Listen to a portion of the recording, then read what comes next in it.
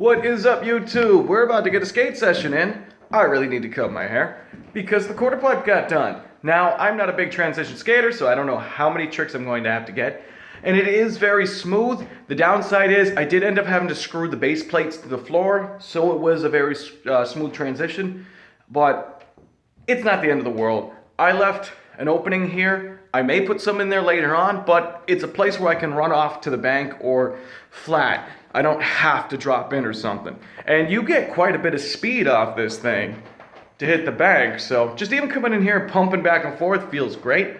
So I don't know how many tricks I'm gonna get on the quarter pipe today, but we're gonna try for a couple. And as another addition, I actually got the flat bar done. So let's compare the two flat bars real quick and why I made one. But I've made so many handboard flat bars that I actually knocked it out in a 30-minute lunch break. Did not expect that. So the first thing you'll notice is there are two different height differences. So this is on the left is my portable flat bar.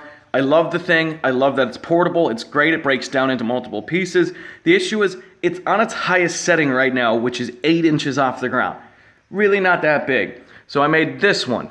Now this one uses the feet from a different flat bar I own.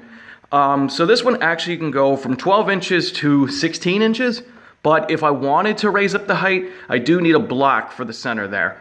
But I'm excited to try it out and see how it feels actually popping up to it rather than kind of just sliding across it. So let's get a session in.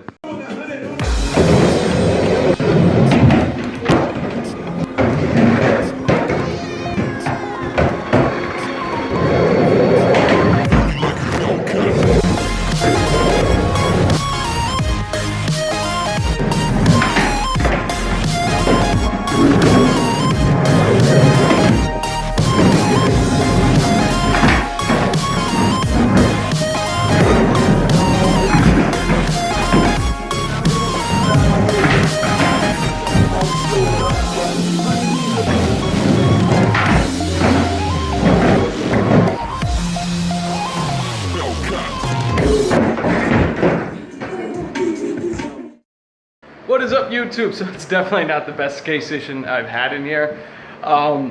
With the little space, I do need to figure out a few things, like specifically how I want to hit certain tricks. Not that it's that big of a deal, it just means I have to think a little bit more. But originally, I wanted to do front board shove for the end trick. And I tried that for probably about 45 minutes. And it's not a trick I've been consistent at the past few years, but I couldn't figure out, like, it felt weird. And I ended up finally, after like 45 minutes, looking at my board and realizing what's going on. And it's something I've never seen before. Obviously it's possible, it's just something I've never done. So check out what I'm talking about. So it's gonna be kind of hard to see, but there's a dish here from me doing so many slides. So the blue marks are the layer underneath, and if we get closer, we can actually see the crack. So that's specifically where I put the rail in my board slides. And when I kept trying to shove out, I'd hit that little dish and it'd pop the board away in the wrong direction. So yeah, I've never seen that before. I've never ground through a layer of my board. So I'll have to pick up a new board probably tomorrow night, maybe the night after, because I really don't want to snap and get hurt and not be able to enjoy this place. But I got the stairs done today as well. So there's very little left to do. I got to put a rain gutter on it, touch up some paint on the outside, throw up a couple of pieces of molding in here. Probably next week, week after, I'm gonna start building the little slappy grind box ledge. And beyond that, probably 2 modular ramps.